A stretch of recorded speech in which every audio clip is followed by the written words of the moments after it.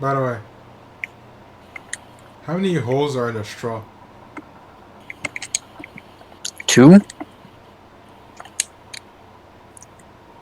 Alright, I want to give a shot to somebody else again. You say, hey, I drank from this hole. You can drink from this other hole. Okay.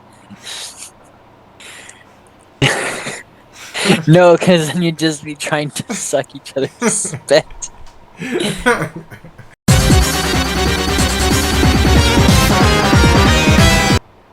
You know what? Let me Google ethical questions. Oh, you want to have an ethical question debate? Not a debate. Okay. Is AI fair? That's an ethical question someone had to ask? So, Nico, is AI fair? Oh boy, I'm gonna die again. I guess it is No, not. We have answered not this ethical today. question. Okay, Nico. Oh Nico, boy. listen to this. You are eyewitness to a crime. A man has Okay. robbed a bank. Oh But no. instead of keeping the money for himself, he donates it to the poor. Orphanage that can now afford to feed, clothe, and care for its children. You know who committed the crime. He's a friend of yours. If you go to the authorities with the information, there's a good chance the money will be returned to the bank, leaving a lot of kids in need and they will maybe die. What do?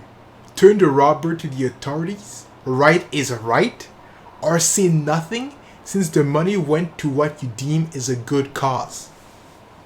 That and banks have insurance, so I don't think anyone is losing money except for maybe the bank or the insurance company, which, Mm-hmm. to be honest, they have like they're rolling in dough. They don't need the money. They're not going to miss the money. They're going to be upset about the money, but Mm-hmm. it's not going to change anyone's life if they Okay. have the money again. So you're like, it's fine to commit crime as long as the bank don't get money. I didn't say that. I just said that I'm not going to say anything. Actually, if I don't tell, then that's incentive for the system to get better at stopping, more important crimes. So you're thinking about the end justify the means. It's okay to kill 10,000 orphans if at the end the earth is a better place. Didn't I say that I wanted to save the orphan? Would you do the same thing if the person who robbed the bank was Jeff Bezos? Who? Jeff Bezos. A man with $180 billion. Dude, why you robbing a bank? If I tell on him, does half of his money, his net worth, go to poor children? So you're trying to blackmail him. No, I I'm see. just hoping that if I do tell him, still, I'd be like, Jeff, you don't need that money. What is it? What'd you steal? 45 million? You got 2 billion. That's pocket change. Why do you need pocket change? What, you need to buy a hoagie? Company policy. You have a job as a network administrator for a company that also employs your best friend's husband. Okay? One day, your best friend's husband Okay. sends you a message asking you to release an email from quarantine. From Quarantine. corn. This requires you to open the email, at which point you discover that it's correspondence between this guy and his secret lover.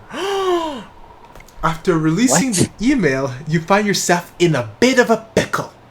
Your instinct is to tell your best friend about his husband's infidelities by divulging of company emails is against company policy. You could lose your job.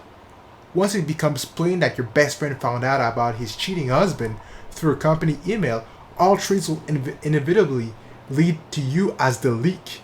Do you tell him about the indiscretion? Yes, your loyalties to your best friend eclipses any company policy. Or no, it sucks that your best friend has a cheating husband, but you can't risk losing your job. Okay, so my best friend husband. Yes. Okay, in this case, my best friend is a guy. Okay. So his I'm just husband? going to. So I'm just going to insert two names here. So It has to be your best so- friend's husband. yeah, so Jeff, Hold up. you're Gab's husband, Okay. and you're like, hey, release this email. And I'm just like, what's this email? And it's like Jeff saying that like I cheated on Gab. And I'm like, do I tell Gab or do I not? Like, Sure. or do I not tell Gab and potentially lose my job? Exactly. I could just phone Gab and just like, hey, ring, hey Gab, Jeff cheated on you, and be like, what? Like, But yeah. like, you would still lose your job. Wait, no, What? actually, you wouldn't lose your job if I don't find out that you found out and told Gab. But why would you send me an email saying that you cheated on Gab? I don't know. What's the logic here? What do you gain from this? Honestly, man, this doesn't make a lot of sense, but it's an ethical dilemma. A sinking sensation. You've been on a cruise for 2 days, when there's been an accident that forces everyone on board to abandon ship, like the Titanic. During the evacuation, one of the boats is damaged, leaving it with a hole that fills it with water. You figure that with 10 people in the boat, you can keep the boat floating by having 9 people scoop the filling water out by hand for 10 minutes while the 10th person rests. After that, after the person 10-minute rest, he or she will get back to work while another person rests. And so, how do you figure this out in like 5 seconds? This should keep the boat from sinking long enough for a rescue team to find you, as long as it happens within 5 hours. Okay, this is ridiculous. What? Like, you... Okay, I don't know how you figured this out, but sure. You're taking your first break when you notice your best friend in a sound lifeboat with only 9 people in it, and he beckons you to swim over and join them so you won't have to keep bailing out of water. If you leave the people in the sinking boat, they will only be able to stay afloat for 2 hours instead of 5, decreasing their chances of being rescued by securing yours. What do you do? This is insane. This assumes that you're a math genius. Also, it's just like, hey, could you, so there's room for one more on your boat, yeah? Could you just stay beside ours, Yes! you know? And like help us? But here's the thing, Nico. That's assuming that we as humans bring back the shopping cart to the place where it's supposed to be. But we don't do that. Humans are not good people. We know that. So they don't want to help you. They're just here to bail one person and then get out. They want to live. Are they, though? They came all this way just to get someone's best friend. Still, I would wait the 5 hours, then once everyone drowns, except for me, because I can swim for 30 meters, I'll just get onto my best friend's ship. Like, oh, that sucks, guys. Do you Okay. all know how to swim? No. Oh, well. Okay, well, Bye. your best friend is leaving. He doesn't have time to stay. Then I guess he ain't my best friend. The accidental Samaritan. Samaritan is a fire word, by the way. In a list of like top 100 word, Samaritan is 100% there. That's a fire. Samaritan. The person who invented that word was like, that was a good word to invent. Some people are like, okay, I got a word, kill. It's like, okay, that's chill. What does it mean? Like murder. Oh, okay. You're involved in 2 car crashes. I'm in the hospital after the first. Sorry, bud. On your way to work one morning, in which you accidentally hit and kill a pedestrian. As you get out of the car, you are intercepted by a tearful woman who seems to think that she hit and killed a pedestrian. You're not sure why she thinks she hit the person, but she is convinced. There's only you, the woman, and the person you hit on the road. There are no witnesses. You know that whoever is deemed responsible will probably be sent to jail. What did you do? Confess your responsibility? You wouldn't be able to live with the guilt of an innocent person being in jail for a crime you committed. Let the woman take the blame. The thought of being locked away from your life and family is too much to bear. Real. Considering that I'm not currently in the woman's position right now, which is bawling my eyes out because I killed somebody, I don't think this character would even consider taking the fall. Like, if I'm considering this and not bawling my eyes out, I'm likely already in this situation where I'm just walking away. Why did I even get out of the car? Looking at my handiwork? Like, aw, man. That could have been better. A day at the beach. Your family I is take it. vacationing alone on a private stretch of beach with no lifeguard. Zero. Niente. Nada. Zero. Okay. Nen. Your daughter and your niece, both 7, are best friends and eager to get into the water. One of them drowns. You caution them to wait until the water calms some, but they defy you and sneak in anyway. You soon hear screams of distress and find that both of them in a strong current. You are the only swimmer strong enough to save them, but you can only save one at a time. Your niece is a poor swimmer and likely won't make it much longer. Your daughter is a strong swimmer, but only has a 50% chance of holding on.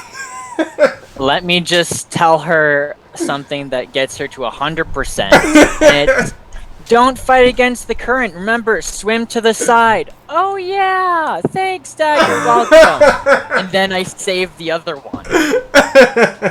She's wearing AirPods, so she can't hear you. What?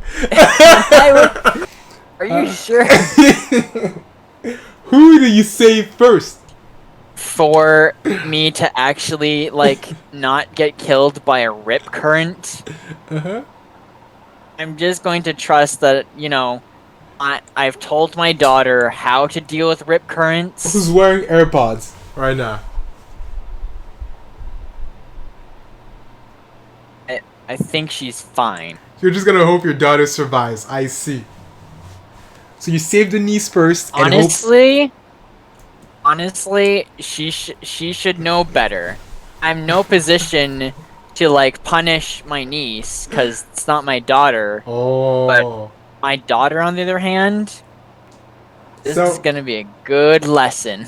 So basically, I don't even need to do a punishment. What you're saying is, if you tell your daughter, "Don't jump off a bridge," and your daughter's says no, and then decides to jump off a bridge, you're gonna let her jump off a bridge?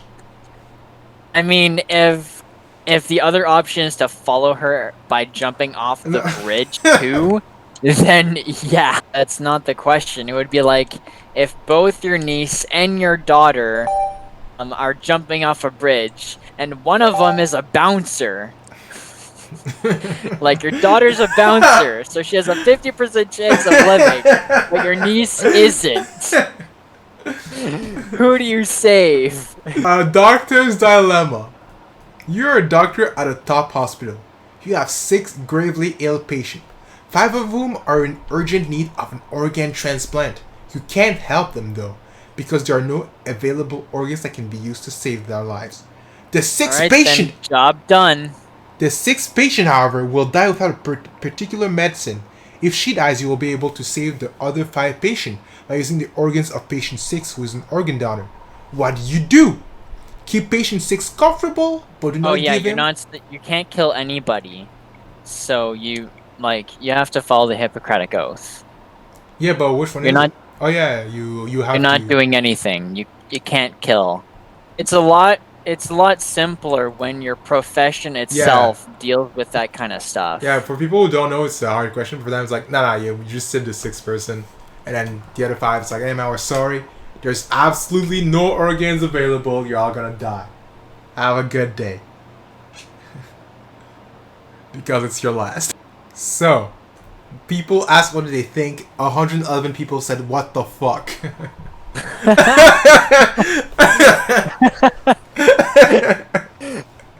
That's a good answer.